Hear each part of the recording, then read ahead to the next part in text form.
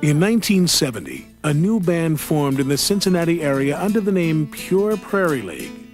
In 1972, they released their second album, Bustin' Out, which included the song Amy.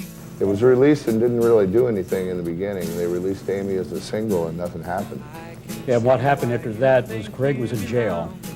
He was a conscientious objector. And when he got out, he was pretty burnt out about being away for a while. He decided not to do it at all. And we contacted Larry, and we coerced him into playing a bunch of concerts, a bunch of them. And they were all college dates. And the group became a cult thing. And what happened was the Amy hit. And RCA re-signed the group. At a minimal charge. we didn't know anything was really happening. No, we were.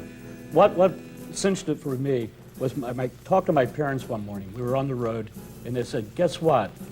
They wake up to WLW radio, right? So that the alarm goes off, WLW comes on, and it's Amy playing. So that's when I knew something was happening. Amy got to the top 10. Yeah. Yeah.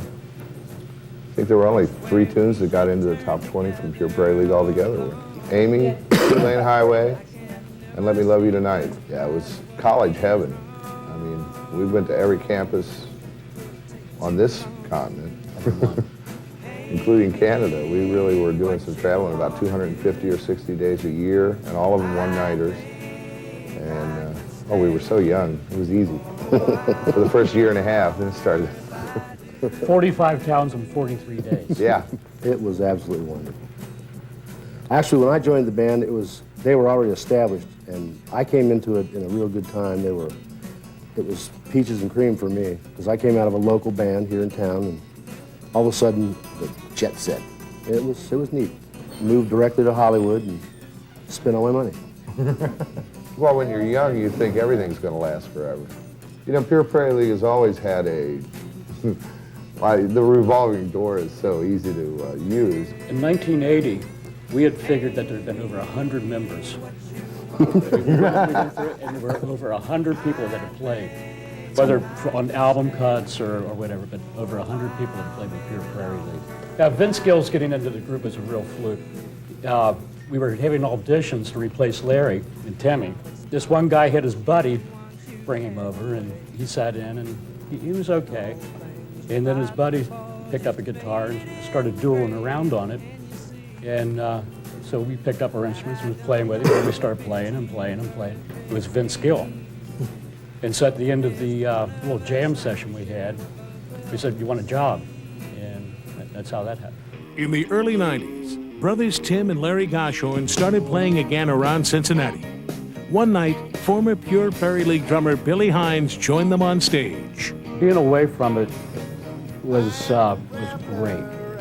It was really great. And the greatest part was coming down here one night and sitting in and having that magic feeling all over again. These days, it's easy to find the Goshorn brothers performing around Cincinnati, and equally easy to listen to their vocal harmonies that carry a very familiar sound to them. How I love you,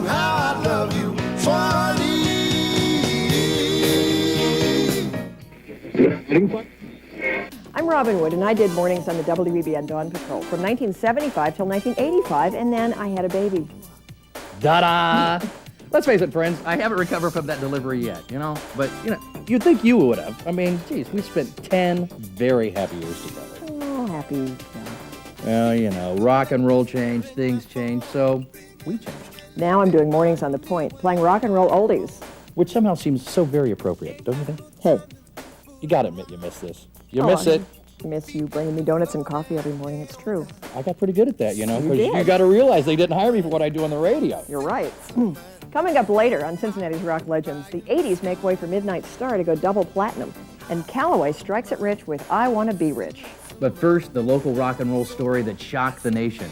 The Who concert tragedy of 1979, when Cincinnati's Rock Legends continues on Star 64.